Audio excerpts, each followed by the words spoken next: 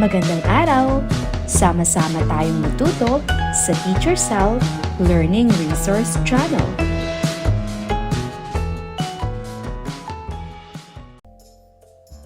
Magandang araw! Paano ako nagmamalasakit sa kapaligiran? Makinig sa bawat pahayag na babasahin ng guro. Kung ginagawa nyo ito, pumila sa hanay ng oo. Kung hindi mo ito ginagawa, pumila sa hanay ng hindi. Sundin ang patakaran sa maayos at tahimik na pagpila.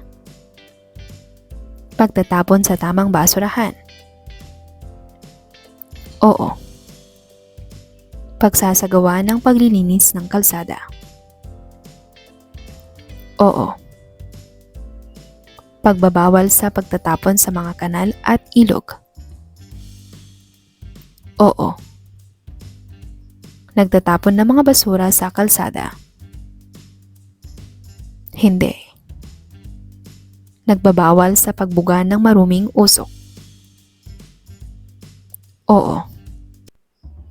Nagbibigay ng babala ukol sa panganib ng maduming hangin. Oo.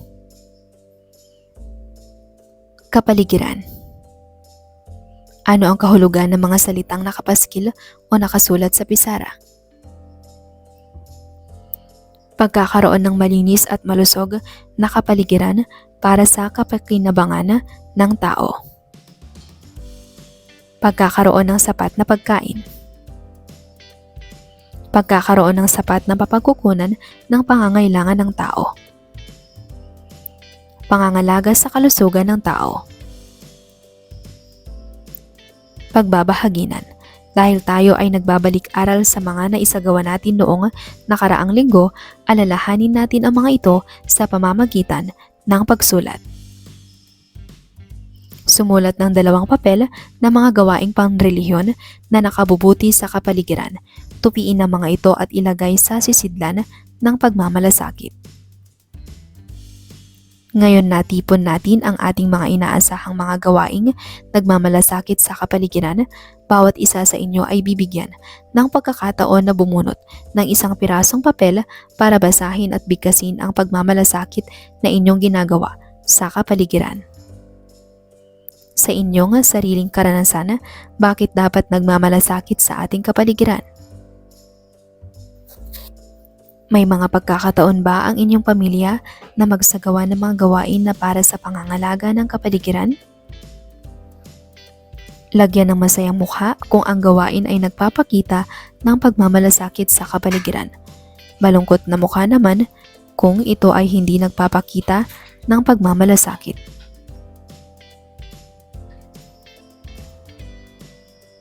Hindi pinansin ni Joel ang mga basurang nakakalat sa kanilang bakuran. Malungkot na mukha. Nagbigay si Bitoy ng mga walis at daspan sa bawat bahay para panatilihing malinis ang kanilang paligid. Masayang mukha. Nagsisiga tuwing hapon si Aling Marta. Malungkot na mukha. Sinisiguro ni Liam na malinis ang kanal sa likod ng kanilang bahay. Masayang mukha. Kahit na hindi nakatira sa kabilang kalsada, si Trahan, naglilinis siya ng kalsada kasama ng kanyang mga kaibigan. Masayang mukha. May mga babasahin akong sitwasyon. Kung ang sitwasyon ay nagpapakita ng pagmamalasakit sa kapaligiran, bigyan ng 3 palakpak. Kung hindi naman ay bigyan ng 3 padyak. Makilahok at tumulong sa paglinis ng mga baradong kanal at imbornal. Palakpak. Pagsali sa mga cleanup drive at iba pang proyektong pangkalinisan. Palakpak. Pagsasawalang bahala ng mga dumi sa bakuran at tapat na kalsada ng bahay. Padyak. Magsiga o magsunog ng tuyong dahon at basura. Padyak. Magpa-inspeksyon ng tambutso ng sasakyan para siguradong hindi maitim ang usok. Palakpak. Sa sagutang papel, isulat ang titik T kung ang gawain ay nagpapakita ng pagmamalasakit sa kapaligiran. Titik M naman kung hindi ito nagpapakita ng pagmamalasakit sa kapaligiran. Makilahok at tumulong sa paglinis ng mga baradong kanal at imburnal. T. Pagsali sa mga cleanup drive at iba pang proyektong pangkalinisan. T. Pagsasawalang bahala ng mga dumi sa bakuran at tapat na kalsada ng bahay. M. Magsiga o magsunog ng tuyong dahon at basura. M. Mag-inspeksyon ng tambunso ng sasakyan para siguradong hindi maitim ang usok. T. Sa sagutang papel, kopyahin ang nasa ibaba at kompletuhin ang mga salitang nagpapakita ng pagmamalasakit sa kapaligiran. Ako sipat lang, namumuno sa mga kapwa ko mag-aral na isasagawa ang mga sumusunod para sa pagmamalasakit sa aking kapaligiran. Maglilinis ng kalsada. Magwawalis ng bakuran. Magsisegregate ng basura. Irereksiklo ang mga bote. Magtapon ng basura sa tamang lalagyan. Maghanap ng mga larawan o poster sa inyong komunidad na nagpapakita ng pagmamalasakit sa kapaligiran. Gumawa ng sariling version ng poster na ito at ipakita kung paano magmamalasakit sa kapaligiran. Para sa ikalawang araw. Makinig sa mga sitwasyon o gawain na babanggitin ng guro at tukuyin kung ito ay pangangalaga o pagpapabaya sa kalikasan batay sa mga konseptong nakasulat sa pisara. Magtaas ng kamay kung may nais na paglilinaw. Sama-samang pagtatanim ng mga puno. Pangangalaga. Pagtitipid sa paggamit ng tubig at kuryente. Pangangalaga. Pagtatapon ng basura sa kalye. Pagsasawalang bahala. Pakikiisa sa mga proyektong magtataguyod ng kalinisan. Pangangalaga. Pangangalaga sa kalikasan. Tumanggap ng isang piraso ng papel at isulat ang mga gawaing nagpapanatili ng pangangalaga sa kalikasan. Ang mga naisulat niyong mga gawain sa mga papel ay idikit sa pisara upang makagawa ng klase ng concept web o concept map. Mga paraan para sa pangangalaga sa kalikasan. Pagtatanim ng puno. Pagdidilig ng halaman. Pagbabawal sa smoke belching. Pagbabawal sa pagkakalat. Paglilinis ng mga kanal at ilog.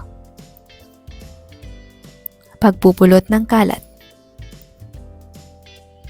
Paglilinis para sa kalusugan ng iba. Pagpapanatili ng malusog na pamumuhay.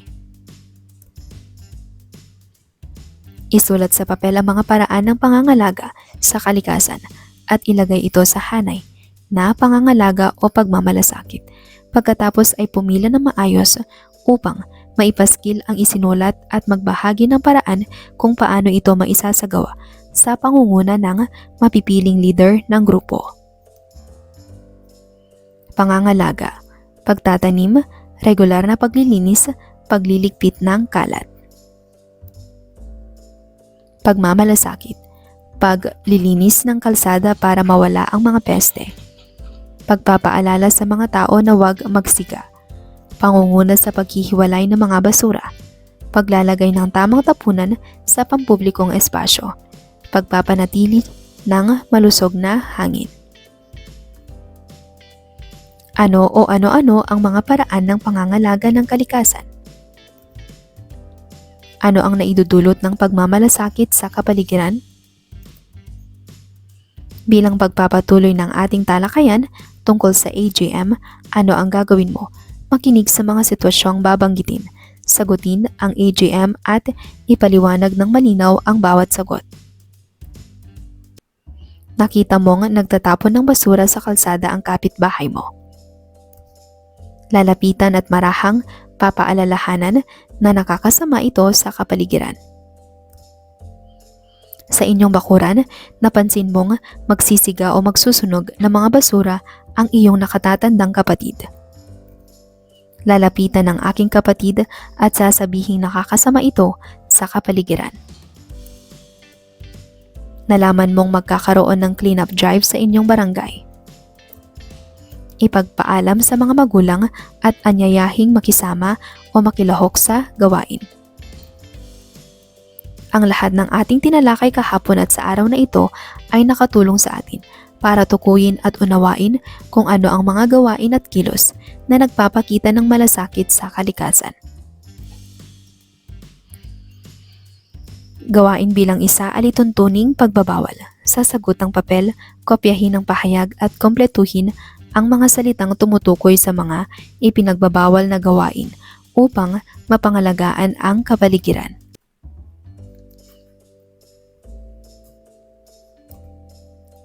Pagtapon ng basura sa imburnal o kanal.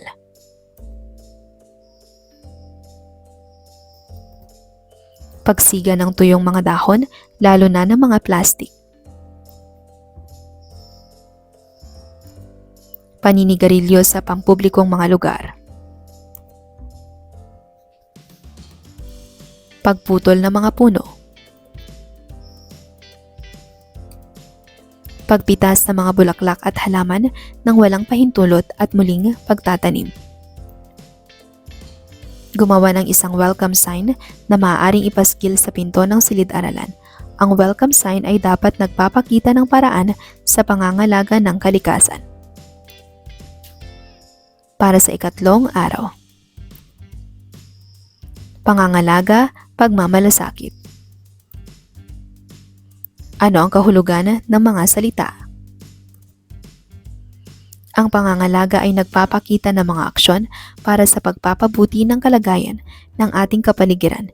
Ilan sa mga ito ay ang regular na paglilinis, pagtatanim at tamang pagtatapon ng basura. Samantala, naipakikita ang pagmamalasakit kung ito ay nagiging kaugalian at nailalagay bilang bahagi ng pang-araw-araw na buhay ng tao. Ito rin ay humahantong sa mas malawak na partisipasyon ng komunidad. Mayroong malasakit ang isang tao kung isinasabuhay nito ang pangangalaga sa kapaligiran. Isa-isahin natin ang mga halimbawa ng pagmamalasakit sa kapaligiran. Mga halimbawa, naglilinis si Aldo ng bakuran.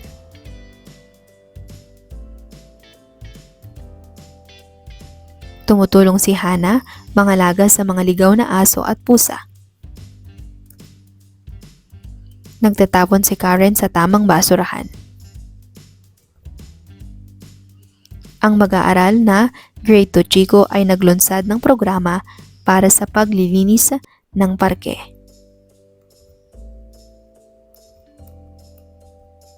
Isinasabuhay ni Carla ang halaga ng pagtatanim sa pamamagitan ng kampanya sa kanyang barangay para mangalaga ng mga puno.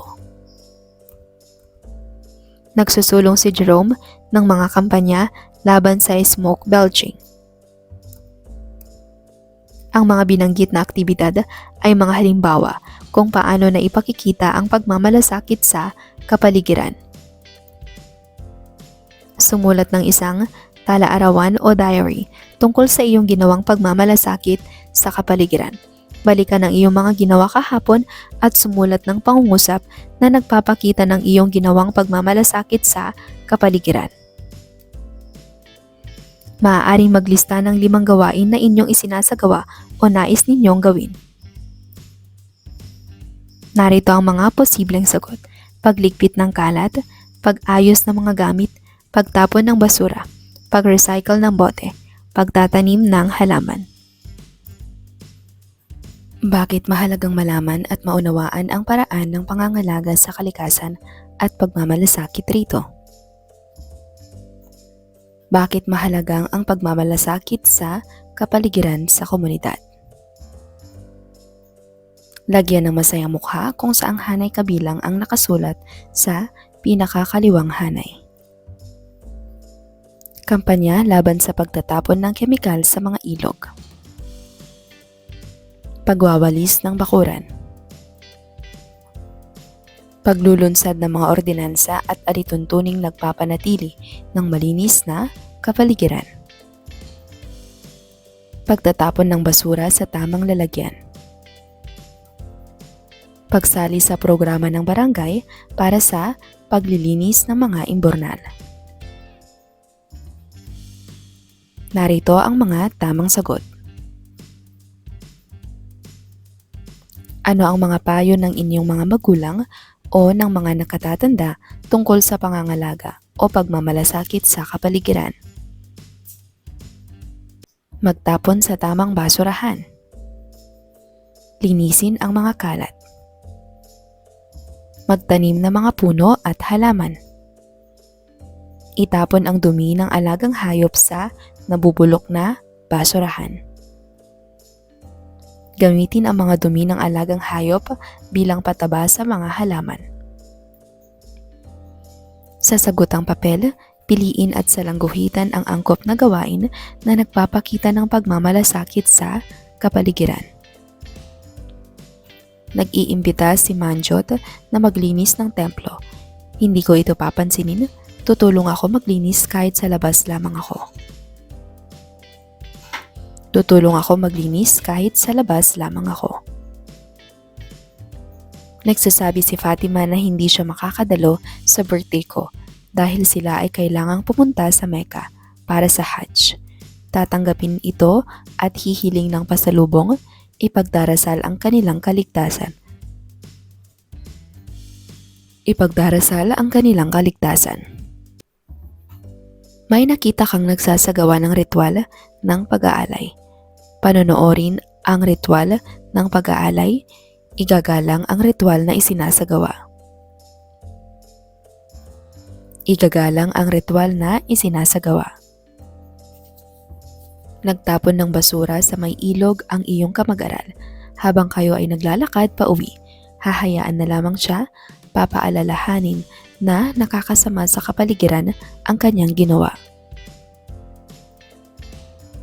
Papaalalahanin na nakakasama sa kapaligiran ang kanyang ginawa. Papasok kayo sa paaralan ni Nena nang makita mo siyang pumitas ng mga dahon at bulaklak sa mga halamanan. Ipapaliwanag ko kung ano ang maaaring maging epekto ng kanyang ginawa. Hindi ko na lang siya papakialaman. Ipapaliwanag ko kung ano ang maaaring maging epekto ng kanyang ginawa. Gumawa ng daily schedule na nagpapakita ng regular na mga gawain na magpapakita ng pagmamalasakit sa kapaligiran. Ang daily schedule ay dapat naglalaman ng isang aktibidad kada araw na nagpapakita ng pagmamalasakit sa kapaligiran. Para sa ika-4 na araw. Pangangalaga, pagmamalasakit, pananagutan. Ano ang kahulugan ng mga salita?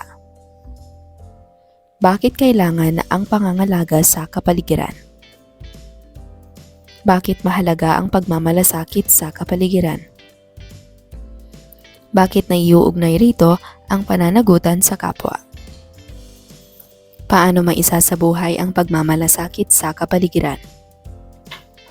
Isulat ang sagot sa isang pirasong papel. Ilalagay nating muli ang mga ito sa ating sisidlan. Tatawagin natin ito na sisidlan ng pananagutan. Paano nyo inaalagaan ang kalikasan? Paano isinasagawa sa inyong pamilya at komunidad ang pangangalaga sa kalikasan. Paano nyo ipakikita ang pagmamalasakit sa kapaligiran? Naisasagawa ba ninyo ang pagmamalasakit sa kapaligiran?